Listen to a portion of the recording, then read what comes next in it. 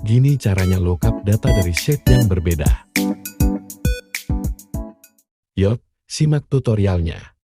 Coba teman-teman lihat, ketika saya merubah angka ini, nah ketika dia nomor 3, maka akan muncul peserta didik 3.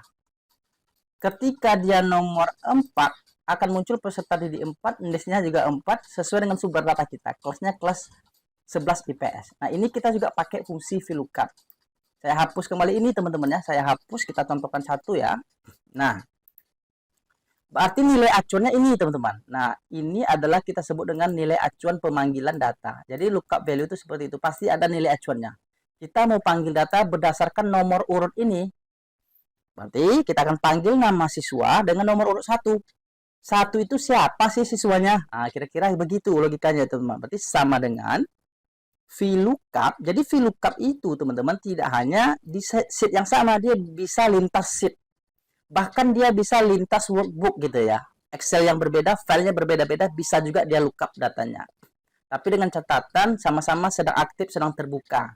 Kalau sheet ya jelas bisa ya, kalau workbook maksudnya harus terbuka workbooknya dua-duanya misalnya. Nah, pertama, nah ini pahami baik-baik teman-teman. Ketika teman-teman memahami ini dengan baik, kami yakin teman-teman akan bisa melakukan banyak hal dengan rumus ini, dengan berbagai macam kondisi.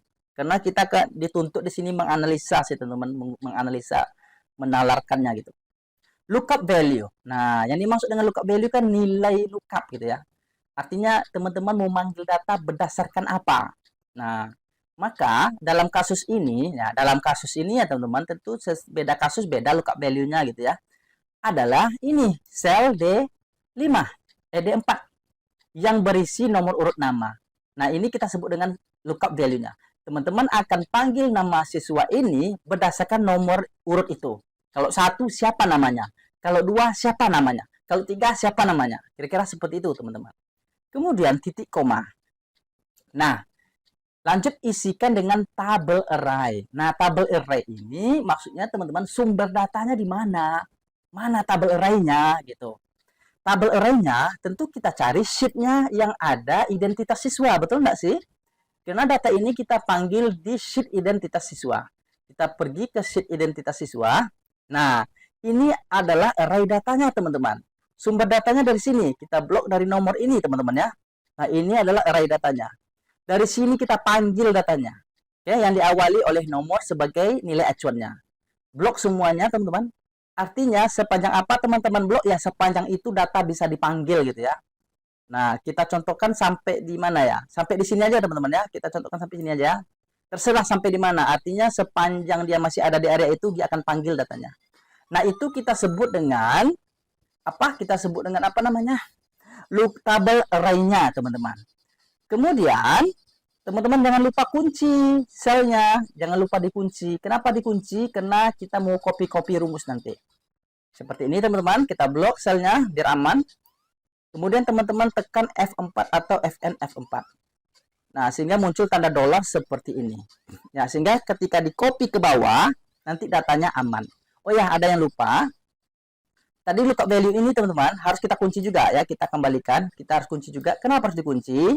Kita mau kopikan ke nama siswa nanti. Kita mau kopikan ke NIS, kita mau kopikan ke kelas supaya nggak satu-satu gitu maksudnya. FNF 4. Alright. Kemudian ya kita lanjutkan. Tabel array-nya sudah. Kemudian titik koma. Kita isikan lagi call index number. Nah, kolom keberapa data nama tadi? Ingat-ingat teman-teman. Memang harus diingat-ingat ya.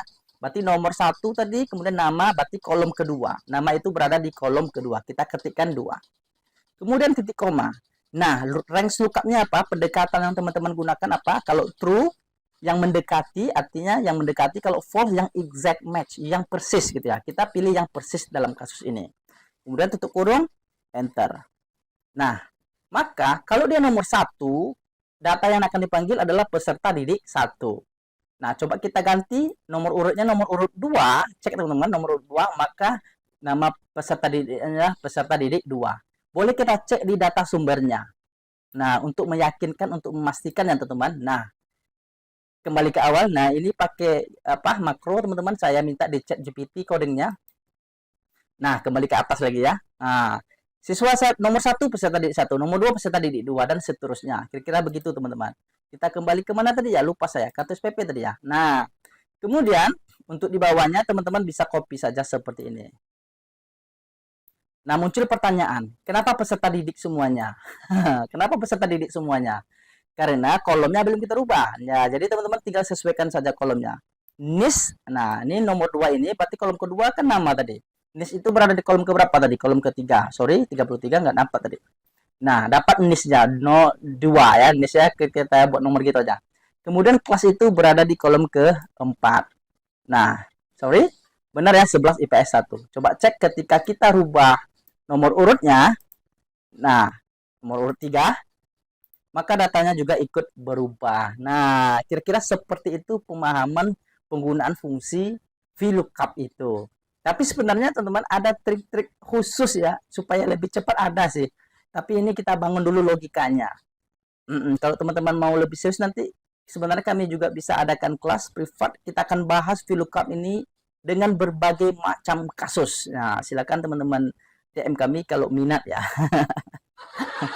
Dahsyat promosinya ya. Baik teman-teman, kita buka sesi tanya jawab. File Excel gratis siap kamu download sekarang juga. Tinggal download, langsung pakai, semudah itu. Jadi tunggu apa lagi? Langsung aja cek link di bio, dan rasakan kemudahannya.